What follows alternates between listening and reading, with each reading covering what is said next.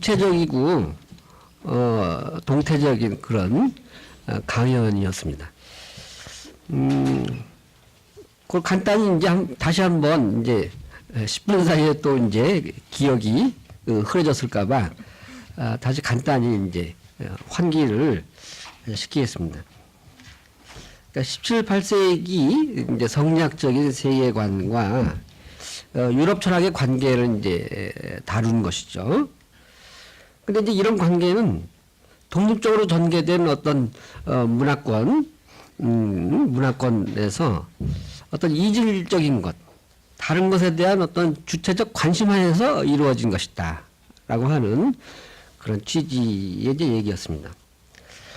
근데 이제 이런 관심에서 자극과 변용이 이제 일어나서 서로 간에 동질적인 것을 이제 소통하거나 또 이질적이지만 장점이라고 간주되는 것에 대해 수용이 가능하다라고 하는 얘기였는데, 이러한 그 동서의 그 연관에서 한쪽 문화권 내의 그 내적 반성이나 이질적 사상을 통해 자문화의 새로운 발전에 기여할 수 있는 것을 찾을 수 있었다고 말하고 있습니다. 근데 라이프니츠는 동서 조화의 원리에 따라서 성리학의 자연신학적 체계를 인정하고 또 영향을 받기도 했다는 것이며, 또 볼프의 경우는 계몽주의적인 도덕적 주체성을 이제 강화하기 위해서 동양 철학을 활용을 했다라고 하는 그런 얘기가 있었고요. 또 정약용 역시 주의의 내재적인 그런 주제성의 그런 효력을 의심을 해가지고 초월적인 주제성, 어떤 신적 주체성이라고 해도 되겠죠. 그런 주체성으로 이제 전환해서 성리학의 그 어떤 미약한 도덕성을 강화하고자 하는 이제 그런 주체적인 그런 생각을 했다는 것입니다. 근데 이러한 그 상호 교류는 이타성에 대한 긍정에서 이제 오는 것이고, 또 발표자는 이런 태도의 확대에서 각자 그 자신의 난제를 해결함으로써 지적인 성숙과 발전이 가능했다라고 하는 그런 주장이었습니다. 이에 대해서 여러 가지 그 질문들이 있을 수 있겠죠. 그래서 여기 이제 그 어른분들은 많이 또 가시고, 주로 학도분들인데, 질문 있으시면은 질문을 하십시오. 한국 사상에 대해서 라이프니츠는 자연 종교와 계시 종교 사이에 두었고, 반면에 이제 볼프는 그 유학을 무신론과 자연 종교 사이에 두었다고 하셨는데, 아마 라이프니츠와 볼프가 각각 자기의 사상 체계를 위해서 중국 사상을 활용하다 보니까 그렇게 한 사람은 좀 더 조금 더 자연신론에 더 무게를 두고 한 사람은 부인하는 데 더 무게를 둔 것 같은데, 그렇다면 선생님 보시기에 중국 사상은 두 사람의 그 주장과 무관하게 어느 지점에 위치해 있다고 보는 게 정당하다고 판단하시는지 그 점을 말씀해 주시고, 두 번째 질문은 정약용이 천주의 주제성 이 부분을 이야기를 한 내용을 지금 소개하고 계신데, 그 부분은 정약용이 유배 기간 중에 쓴 내용인지, 만일 그걸 썼다면 그로 인해서 다시 처벌받을까봐 두려워하지는 않았을까, 그런 마음이 들어서 두 가지를 질문드리고 싶습니다. 첫 번째는요, 사실은 이 사람들이 자기들이 보고 싶은 모습을 본 건데, 그럴 만한 요소들이 그 동아시아 이 사상 체계 내에 있었던 것 같아요. 라이프니츠가 구성해낸 중국도 현실을 조금 초과하고, 또 볼프가 구성해낸 중국도 조금 초과하는데, 본문을 들어가서 더 많이 보면 끌어내려고 한 내용들은 더 많았거든요. 생각보다 더 많았는데, 대체로 보면 이해가 저는 두 쪽 다 타당했다고 생각이 들어요. 자기 관심에서 중국 철학을 새롭게 구성해내긴 했지만, 그래서 자기관념을 막 투사하고 있긴 하지만 성리학이 갖고 있는 체계, 그 다음에 고대 유학이 갖고 있는 체계를 어느 정도 간파한 셈인데, 그게 가능했던 이유는 이 사람들이 잘 봤기 때문이 아니라 그 정도로 사실은 그 신유학이 갖고 있었던 사상적 특징하고 고대 유학이 갖고 있었던 특징이 유럽에 있던 사상적 경향하고 일치하는 부분이 많았기 때문인 것 같아요. 그러니까 원래 갖고 있던 사상적 공통성을 나름의 방식으로 끌어내는 거죠. 그러니까 원본에 얼마나 가깝게 이해했냐보다는 이 사람들은 자기식대로 이해한 건데, 그게 그만큼 타당하고 설득력이 있었던 것은 이해력의 문제라기보다는 이미 두 사유가 본래 가지고 있던 모종의 어떤 공통성들, 이런 것 때문인 것 같아요. 그러니까 지금 보면 라이프니츠는 신유학하고 상대를 하고요. 볼프는 공자를 대표로 하는 고대 유학하고 상대를 하면서 한쪽은 윤리학을 끌어내고 한쪽은 형이상학을 끌어내려고 하는데, 대부분의 그러니까 이 동아시아 갖고 있었던 사상적 경로에서 이 윤리학의 측면, 또 뭐 형이상학의 측면, 이런 것들이 막 뒤섞여 있긴 하지만 대체로 동양이나 서양이나 원리는 같은 것 같아요. 뭐냐면 이 세계를 만든 궁극적인 원리가 있다. 그리고 그 원리에 따라서 세계는 모종의 질서를 향한다.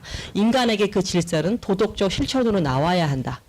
이 전제가 유사하면 각각의 계기나 관념에다가 이름을 뭐라고 붙이든 결국은 어떤 지향점은 같아지지 않나. 그러니까 다시 말하면 도덕이 움직이는 세계. 두 번째는 다산이 이 글들을 쓴 건 주로 이제 중용에 관련된 글이라든가 뭐 이런 데 살짝 나와요.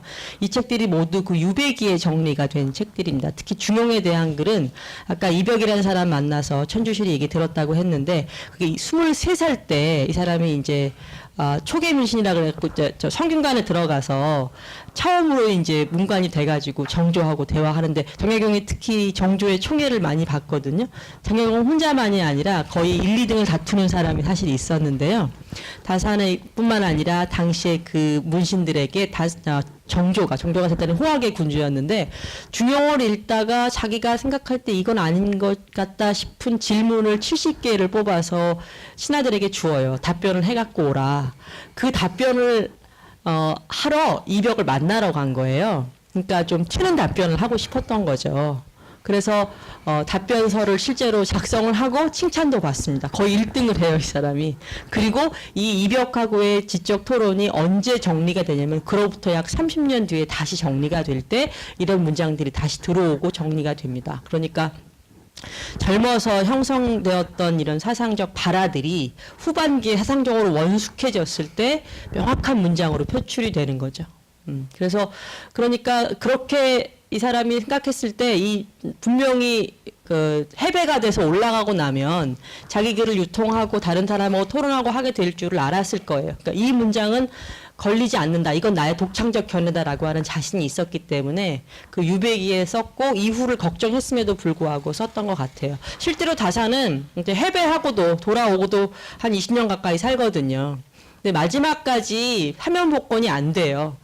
아주 악랄하게 다산 끌어내린 사람이 있었기 때문에, 그러니까 다산을 다시 올리자 이런 평길이 계속 나왔음에도 불구하고 끝내 다른 반대파가 있어서 밀려 나가는데, 가장 마지막까지도 조정에 돌아가는 꿈을 꿉니다. 근데 뭘로 돌아가게 될 기회가 있었냐면, 이 사람이 그 의학서 같은 걸 집필하는데요. 유의라 그래서 유학자가 연구해서 그 처방전 같은 걸 쓸 수 있는데 약간 의사 역할을 하는 거예요. 순조의 그 유의 역할로 들어가기로 결정이 됐었거든요. 그러니까 마지막 사면 복권의 기회였는데 안타깝게 왕이 먼저 죽습니다. 그래서 조정에 들어가지 못한 상태에서 끝내 죽는데, 어쨌든 이 사람은 자기 후손도 걱정하고 자기뿐만 아니라 자기 아들들 걱정, 왜 다산 아들에게 쓴 편지가 많이 남아있잖아요. 그러니까 단순히 자기뿐만 아니라 후대까지 다 걱정하면서 마지막까지 자기 학문의 체계를 완전하게 정리를 해놓고 떠납니다. 그러니까 굉장히 계획적인 발언이고 또 자기 체계 내에서 의미가 있는 발언이었다고 얘기할 수 있을 것 같아요. 이 발표 상에서는 이제 언급은 안 됐지만요. 그래서 저도 하나 의문이 되는 게 있는데, 아마 여기 계신 분들도 그 의문이 들 겁니다. 그러니까 당시에 조선도 그렇고 그리고 유럽도 마찬가지인데 17, 18세기의 사회 상황이 어떻길래 그런 현상이 일어났는지. 그러니까 이제 제가 이제 본 자료 가운데는 17, 18세기, 뭐 19세기도 그런데 유럽은 그 제도적인 권력과 연관해 가지고 기독교 문화가 대단히 부패했다고 합니다. 아마 지금도 한국에서 관찰될 수 있는 거죠. 그래서 좀 지적으로 개몽적으로 생각하는 사람들은 이건 아닌데 해서 다른 어떤 새로운 돌파구를 이렇게 그 생각을 할 수밖에 없었다. 그렇게도 생각되죠. 또 한편으로는 조선사회도 마찬가지죠. 주작을 공부해가지고 관료가 됐는데 그 관료의 부패상이라고 하는 것은 이를 말할 수 없는 것이고, 그래서 그 부패가 거의 뭐 100년 이렇게 지속되다 보니까 나라까지 그 매매를 하게 되는 그런 그 파국에까지 이르게 됐죠. 그러니까 그런 그 어떤 사회적인 부패, 그리고 그 부패를 조장하는 것이 그 지식인들 아니냐. 그러니까 지식인 내부에서 어떤 지적인 그런 반성이 일어나는 그런 상황 속에서 서양에서도 동양에 대해서 관심을 갖고 동양에서도 새로운 것을 찾으려니까 서양에 관심을 갖게 되지 않았나 그런 생각이 드는데 어때요? 그 발표자께서는 어떻게? 네, 저도 동의합니다. 일단 모든 체계가 고착이 되는 그 순간 썩기 시작하는 거잖아요. 그래서 유럽의 일단 그 교황권하고 또 왕권들끼리 계속 경쟁하면서 상인들이 이쪽으로 붙고 귀족들이 어디로 붙고 뭐 이런 것들은 아마 잘 아실 거예요. 이탈리아 같은 경우에 얼마나 복잡하게 그게 전쟁 형태로 나타나는지 이런 것도 많이 알려져 있는데요. 그러니까 체계가 굳어져서 그게 권력이 되는 순간 부패가 시작되니까 이제 처음에는 그냥 압제 형태였다가 나중에는 그것을 하나의 세력권으로 규합해서 실질적으로 경쟁하는 집단이 나오는 거잖아요. 지금도 사실 이 볼프가 논쟁했던 사람들이 경건주의자라고 했는데 그냥 경건주의자가 아니고 대학 내에 자리 잡고 있던 경건주의자들이거든요. 근데 이 볼프를 지지하는 그 수많은 사람들은 또 역시 대학이거나 외부에 있던 계몽주의적 성향을 가진 지식인들이었거나 혹은 반대파이기도 했는데, 그러니까 제도 내에서 논쟁들이 계속 벌어지면서 이제 이루어졌다면 조선 같은 경우에는 이 제도 내에서 토론되거나 이런 것들이 사실은 이런 뭐 대학이나 이런 것들이 없었기 때문에 형태가 약간 달랐지만 방향은 유사했던 것 같아요. 조선 후기에 뭐 삼종이 물라님 이런 얘기 많이 들으셨잖아요. 조선 후기에 얼마나 많이 부패했는지 뭘 보면 알 수 있냐면요. 이런 것들이 있어요. 그렇게 상소를 써가지고 다른 사람을 끌어내립니다. 예를 들면, 특히 이제 조선 후기에 여성이 관련되어 있는 상소문들이 굉장히 많이 나와요. 여자 문제, 그다음에 어떤 거냐면, 그 실행 부녀의, 자손이라는 이유로 관직에서 밀려나요. 그러니까 예를 들어서 어머니가 제가 했다. 심지어 장모가 제가 했다 그래서 쫓겨나는 경우도 있거든요. 근데 왜 갑자기 처음부터 재혼한 여성의 아들이나 사위는 벼슬을 못 나간다 그러면 아예 안 나갔을 건데 이미 나가 있는 사람이 잘려요. 그건 무슨 뜻이냐면 사실은 조선 후기에 관직은 제한되어 있는데 관료 예비군들은 너무 많고 각 집안들끼리 경쟁이 심해지니까 서로 이 사람 저 사람 끌어내리려고 실책 사유를 막 찾는 거예요. 그러다 보니까 어머니가 제가 했다, 사돈의 팔촌이 제가 했다 이런 걸 막 찾아내는 거죠. 그러니까 부패상은 겉으로 보이는 제도상의 부패뿐만 아니라 이렇게 내부에서도 사실은 썩어가고 있었고 지식인들은 이 문제를 끌어내기 위해서 뭔가 그 교착을 뚫고 할 수 있는 게 뭐였겠어요. 사상적 제안을 새로 하는 거였었겠죠. 다산이만 쓴 경세유표 같은 것도 그런 식의 그 제도 개혁론이었고 또 목민심서 같은 것도 마찬가지로 그 목민관의 어떤 지침서 같은 것이었고 그 밖에 다른 경학에 대한 책들은 이제 사상 체계에 대한 재구성 나름의 방법으로 그 시대의 그 부패들을 뚫고 철학적 제안을 하는 게 아마 목표였던 거라고 저는 생각이 들어요. 그러니까 시대가 그만큼 개인이 뚫고 나기 어려우니까 철학적 제안들이 나오는 거라는 생각이 듭니다. 네, 또 질문 있으신죠?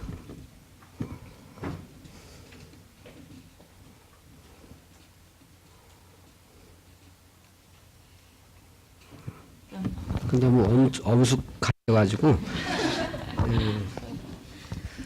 저는 그 정약용에 대해서 좀 일종의 편견이 있기 때문에 그래서 좀 새롭게 알고 싶어서 묻는 건데요. 미식인들의 그 정신을 압도하고 있었던 성리학적인 사유체계, 이 태극을 중심으로, 그러니까 그 태극의 그 작동 원리에 따라서 산출되는 이 그 이론 체계에서 태극 중심의 그러니까 태극이 중심의 그 사유 체계가 사실 당시 사회의 어떤 부패까지도 연결될 수 있는 그런 그러니까 부패까지도 연결될 수 있으면 다시 또 역으로는 그 부패를 바로 잡아줄 수 있는 그런 힘 있는 철학이 되지 못했었기 때문에 리에 대한 반성이 있었을 거라고요. 그래서 정약용도 그 리에 대한 반성이 있었고, 그래서 수사학, 그러니까 본래 그 원문 종교로 돌아가자, 고대 종교로 돌아가자, 원시 종교로 그러니까 원시 종교란다, 원시 이교로 돌아가자 하는 그런 정신이 있었던 것 같아요. 제가 보기에는. 그런데 사실 그 리 중심의 체계가 가지고 있는 모순과 어떤 문제점, 그리고 그 시대적인 그 상황 속에서 리 중심의 체계가 가지고 있는 그 문제점을 극복하고 어떤 새로운 자기의 어떤 창조적인 철학을 전개함에 있어서 서구 철학 개념에 대한 그러니까 서구 철학 개념의 영향을 받고 거기서 어떤 화학적인 작용을 일으키고 변형을 하고 하는 그러한 지적인 작업은 분명히 우리에게 지금 많은 그 시사점을 주고는 있지만, 제가 가지고 있는 정약용에 대한 어떤 편견은 리에 대한 반성에서 들어온 것이 상제란 말이에요. 그 자리에 들어온 게 상제란 말이에요. 그럼으로써 그 전통 철학이 가지고 있는 어떤 그 본체적인, 그러니까 그 체형 이론적인 그러한 그 힘이 오히려 정약용에 가서는 상쇄되지 않았나, 그런 생각이 사실 들어요.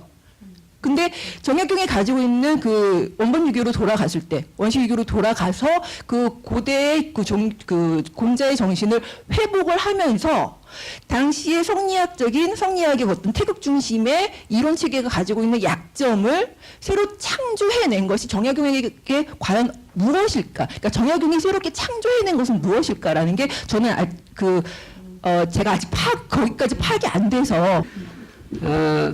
과연 그 정약용이나 혹은 볼프나 라이프니츠 이런 사람들이 자기의 난제를 해결하고자 외래적인 것을 활용을 했는데 그것이 과연 이론적으로나 실천적으로 성공적이었느냐? 그러니까요. 어? 예. 그런 점에서는 양쪽 다 의심스러운 거예요. 그거를 조금 좀 알고 싶거든요. 네, 그 점에 대해서 전공하신 분이니까 그걸 몰라서 편견이 생긴 것이 아닌가 싶어요. 아마 다 궁금하실 거예요. 학생분들도 궁금하고. 이건 사실은 제가 이제 이 공부를 하거나 특히 19세기, 20세기를 제가 요즘 하고 있는데요. 거의 모든 사람을 다룰 때 똑같이 나오는 얘기예요. 이 사람들이 거의 아무런 영향력을 갖지 못했기 때문에 제가 이제 최한기 논문도 몇 개 쓴 게 있는데, 최한기가 대단히 지적으로 다양한 작업을 한 사람이고 정말 놀라울 정도의 작업을 한 사람이지만 당대의 이 사람 글은 전혀 읽히지 않았거든요. 다산만 해도 이제 18세기 1830년 6년에 죽어 쓴 사람이고, 고종 때 이제 그 고종이 책 갖고 들어오라 그래서 다산 여의당 집이 들어가기도 합니다. 그러나 어쨌든 공식으로 간행되지 못했어요. 그냥 필사 형태로만 돌았고요. 그러니까 당대에 큰 영향을 주지 못했던 건 맞아요. 그러니까 그 사람이 사회에 갖고 있는 영향력을 가지고 평가한다면 사실은 미미하고요. 라이프니츠나 볼프 같은 경우에 이게 센세이션을 일으켰지만 그냥 그걸로 끝났고 이 사람은 그 일을 딴 거합니다. 그러니까 공자를 잠깐 이용했다 말았을 뿐이고 그 이후로는 이 유학 체계에 대한 내용들이 이 사람 철학에 분명히 드러나지 않습니다. 라이프니츠도 이게 거의 말년 얘기인데 그냥 중국에 대한 관심은 산발적이었기 때문에 통합적으로 이 사람을 끌고 나간 힘이었다고 말하기는 어려워요. 그러니까 철학자의 철학적 작업에 어떤 실질적 영향력을 얘기하기는 조금 어려운 부분이 있어서 이걸 어떻게 설명할지, 어떻게 의미를 부여할지는 이제 공부하는 사람들이 해야 되는 얘기긴 해요. 다만 다산 같은 경우에는 이 사람은 거의 제가 봤을 때는 어떤 사람이냐면요, 많이 오해받은 사람이에요. 다산 정약용 이런 우리 머릿속에 뭐가 있냐면 대단히 진보적이고 근대적이고 뭐 근대적 인간을 선취했고 이런 표현들을 막 한단 말이죠. 근데 아까 우리 이제 이 선생님이 잘 말씀해 주셨듯이 상제를 끌고 들어온다는 건 어떻게 생각하면 대단히 보수적으로 회귀하는 것에 불과할 수도 있거든요. 그리고 말이 좋아서 상제가 내 가까이 와 있다는 걸 통해 도덕적 실천을 하는 거지 실제로는 되게 강력한 입법자를 머리에 이고 있는 거니까 원시 종교 같이 되는 걸 수도 있잖아요. 성리학이 어떤 면에서 끌어내온 어떤 지적 발전을 일거에 회복시켜고 뒤로 그냥 돌려버리는 것일 수도 있어요. 그런데 왜 이런 식의 선택에 대해서 우리가 약간 평가하기 주저하게 되냐면 우리가 알고 있는 다산은 대단히 근대적인 인물인데 고대 유학으로 돌아가자는 게 이게 근대적인 건가? 이 두 개가 서로 맞지 않는 거예요. 저는 다산이 근대적인 인물이라고 생각하지 않아요. 서양 철학을 수용했다고 해서 근대성을 갖게 되는 것도 아니고요. 어떤 면에서 정통 유학자예요, 그냥.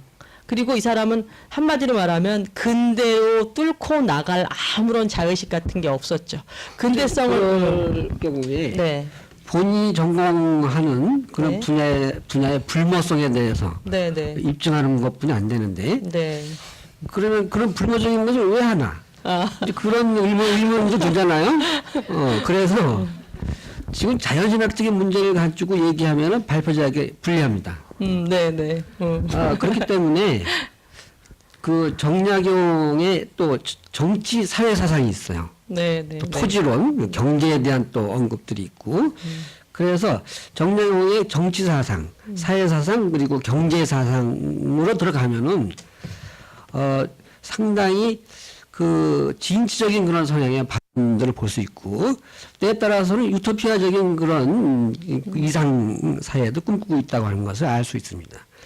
그래서 그런 그러니까 볼프가 공자의 실천 철학을 활용한 것처럼 정약용의 사회 사상을 더 진취적인 맥락에서 발전시키는 그런 방향이 정약용을 살리는 길이지. 네, 네. 자꾸 이제 신학 얘기야 그러면 자꾸 불리해지는 거예요. 그래서 요즘 안 해요, 선생님. 자, 지금 선생님 중요한 지적을 하셨는데요. 다산 같은 경우에 실제로 20세기에 발굴된 인물이에요. 우리가 알고 있는 실학자들 있잖아요. 박지원이니 다산이니 홍대용이니 이 사람들이 모두 다 20세기에 발굴돼요. 그 전까지는 그냥 주변 사람 몇 명만 알았던 사람인데 20세기에 처음으로 문집이 간행됩니다. 이 사람들은 좀 애매한 사람들은 이게 다른 조선의 유학자들은 문집이 이제 다음 세대 제자나 가족들이 간행을 해요. 근데 이 연안 박지원은 정치적으로 좀 밀려난 사람이었기 때문에 공간이 안 됐고 홍대용이나 그 다음에 이규경이라고 오주연문 장전상고를 쓴 이규경이라는 사람 정약용 이런 사람들이 모두 20세기에 발굴된 사람들이에요. 근데 그 발굴될 때 근거가 뭐였냐면 이 사람들이 근대의 서구적인 사상을 미리 선취했다. 이런 명분으로 뽑혀 나오거든요. 다산 같은 경우에는 뭐 정인보, 안재홍, 김태준 이런 사람들이 문일평 이런 20세기 그러니까 일제 강점기 때 학술을 했던 제국대학 출신도 있고 일본 유학파도 있는데 이런 지식인들이 다산을 끌어낼 때 뭐라고 보시냐면 루소와 몽테스큐에가 여기 있다. 이 사람은 어떤 사람은 다산에 대해서 근세 자유주의의 개조다. 유럽식 그 사회민주주의의 선두다 이런 표현을 막 쓰고요. 이 사람의 토지제도 이런 정치제도 이런 것들을 갖다 놓고 막 이제 근대성의 표지를 막 붙이거든요. 어떤 면에서는 맞아요. 대단히 맞지만 동시에 어떤 면에서는 또 다릅니다. 왜냐하면 이 사람이 그 내부의 발언은 굉장히 진취적이에요. 내부의 발언들은 분명히 그런 특성들이 있어요. 그런데 그 내부를 감싸는 틀은 전통적인 조선 국계거든요. 그러니까 예를 들어서 이제 경학, 경세학 이렇게 얘기하는데 그 틀거리는 전통적인 틀거리. 예를 들면 경세유표는 주례라고 하는 책을 갖다 놓고 다시 쓴 책이에요. 그러니까 전체 틀거리는 전통적인 걸 갖다 놓고 중간중간에 혁명적인 발언들이 나오는 거죠. 그러니까 저는 다산에게 사실은 두 가지 모습이 지금 우리 입장에서 볼 때 근대적이거나 혹은 진취적이거나 진보적이거나 그런 성향과 함께 또 대단히 그 전통적인 방식의 유학의 시스템도 남아있다고 생각이 들어요. 이 두 사람한테는 이게 모순이 없이 공존하는데 지금 판단할 때는 한쪽을 잡는 사람은 이쪽을 볼 때 말이 안 되니까 버리고 이쪽을 더 우선이라고 생각하는 사람은 이쪽은 그냥 예외적인 발언이니까 버리고 이렇게 돼버리는 거거든요. 제가 생각하는 것은 다산이 하나라고 생각하거나 다산을 한꺼번에 표현할 단 하나의 말을 찾는 이런 시도가 저는 문제라고 생각이 들어요.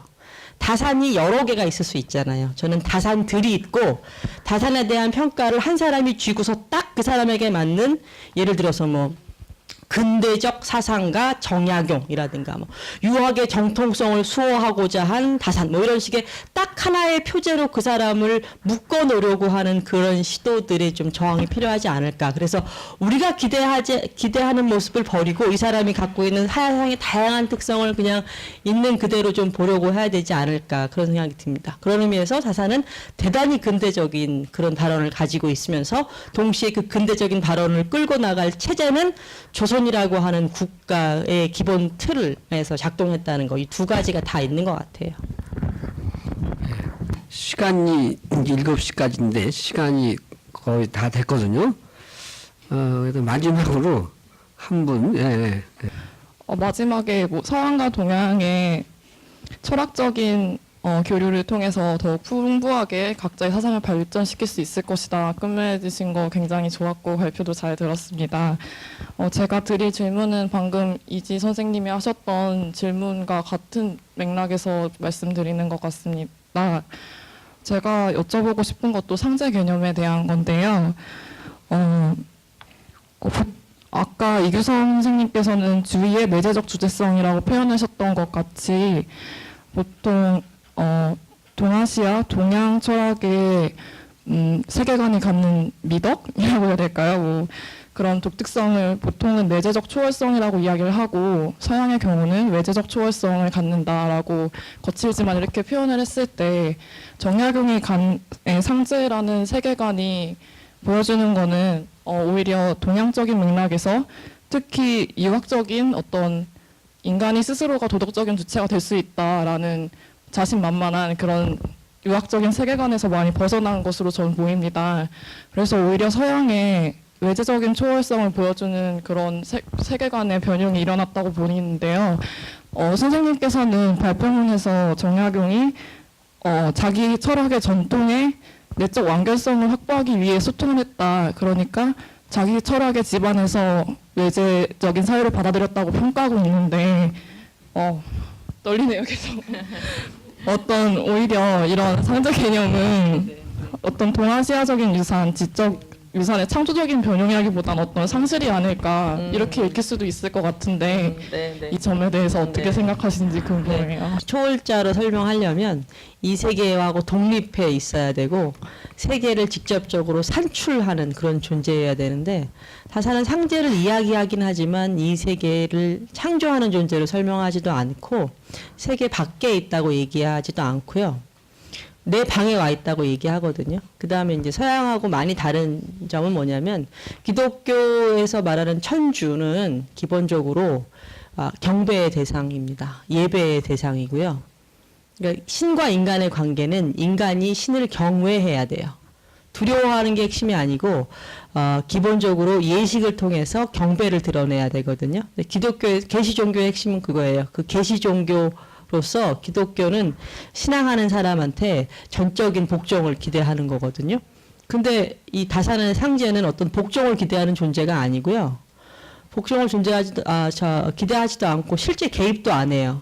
제일 큰 건 뭐냐면요. 상벌을 주지 않아요. 상과 벌을 줘야 개입을 할 수가 있는데 실제로 존재를 한다고 말을 하는데 인간 세계에 아무런 개입할 통로가 없어요. 그런 의미에서 이제 기독교인 체계랑 많이 다른 거죠. 그러니까 이제 많은 학자들이 그런 표현을 해요. 다산은 일종의 그러니까 다산에게 상제는 일종의 요청의 개념이 아니냐. 그러니까 정말 인격적으로 그런 존재가 있다 없다를 존재론적으로 규명하는 게 목표가 아니고 있다고 설정해야 세계가 돌아간다는 거죠. 그래서 칸트가 규제적 이념이라고 해서 신이나 영혼 이런 게 이제 다른 일반 개념들을 통합하는 개념으로서 규제적 이념으로 존재하는데 그게 있다고 가정하고 시작하는 거거든요. 그것처럼 상제도 있다고 가정하고 가는 게 아닌가 싶어요. 만약 정말 이게 있다는 걸 존재론적으로 증명하려고 했으면 뭘 해야 되냐면요. 다산한테 없는 게 이거예요. 신존재 증명. 이게 없어요. 신조지 증명은 이 예수의 글에 아주 중요하거든요. 뭘로 증명하냐면 이 세계를 봐라. 세계에 인격적인 주제자가 없는데 어떻게 이 세계가 질서가 잡히겠냐. 그러면 신존재 증명을 계속해요. 이벽 같은 경우에도 이 사람이 쓴 글에 신존재 증명이 나와요. 정말 형이상학적으로 상대한 존재가 있다는 걸 규명하고 싶었으면 이 사람도 신존재 증명을 했을 거거든요. 전혀 나오지 않아요. 네, 그래서 그 문제 가지고도 제가 옛날에 이게 생각을 해본 게 있습니다. 근데 지금 이제 답변한 거는 이제 철학자의 답변이죠. 그러니까 학자. 근데 저는 이제 그런 문제들은 학자는 답변할 수 없다. 이런 생각을 갖고 있습니다. 왜 그렇게 생각하게 됐냐면은 초월적인 주체성을 들여온 사람 가운데 동서양망론하고 가장 도덕적으로 실천적인 그런 인물들의 사례가 있습니다. 서양에서 실천적인 제1의 인물은 소크라테스인데, 소크라테스는 늘상 하느님 얘기를 한단 말이에요. 기독교도는 아니잖아요. 그때 예수님은 500년 뒤니까. 기독교는 하느님 얘기하고 뭐 정신을 또 잃어요. 그 사람이 가끔가다. 그 정신을 잃고서 조상을 만났다 그러고, 나 빨리 죽고 싶다. 그러니까 독약을 억지로 먹은 게 아니라 덥석 받아먹은 거예요. 그래서 실천의 그런 사표가 되는 소크라테스는 무속인과 공통점이 많다. 그리고 무속인은 언제나 그 어떤 하느님도 그 레벨이 있는데 높은 하느님께서 우리를 보신다고 하는 그런 세계 속에서 대단히 그 양심적이고 또 실천적인 그 우력을 발휘하는 것을 볼 수가 있거든요. 그리고 예를 들어 간디 같은 경우도 어떤 그 실천적인 명상을 통해서 인도의 독립운동을 이렇게 이끌어 나갔는데 그 사람 역시 기독교를 받아들이는 사람이에요. 초월적 주체성이 있다. 그것이 성세 하나님이기도 하고 또 아트만이기도 하다. 뭐 이런 얘기를 하거든요.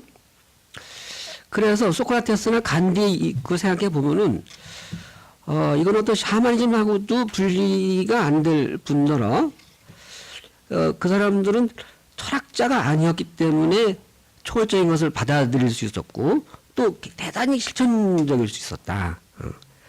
그래서 정약용의 그런 자연신학적인 관점을 살리려면은 그 신존재 증명이라든지 소위 이성적으로 이렇게 접근하면 안 되고 비이성적으로 접근을 하고 학벌이 없는 사람들의 그 실천성을 관찰해서 그것이 담고 있는 의미를 캐낼 때 우리가 비로소 이벽 정약용의 그런 사상에 활력을 부여할 수 있을 것이다. 그렇게 생각합니다. 그러니까 저는 그래서 공부 많이 하는 사람을 싫어하는데 그래서 그러니까 학벌 없는 사람 이걸 잘 보자. 거기 이제 소크라테스가 학벌이 없잖아요. 그러니까 그걸 잘 관찰해가지고 의미를 딱 밝혀내면은 뭔가 얻을 수 있다. 그런 생각입니다. 근데 시간이 다 돼가지고 이상으로 끝내고 다음에는 그 스피노자에 대해서 할 건데요. 마찬가지로 스피노자도 굉장히 그 실천적인 문제에 관심이 많았던 사람입니다. 다음에도 꼭 와주시면 고맙겠습니다. 오늘 그만하죠. 고맙습니다.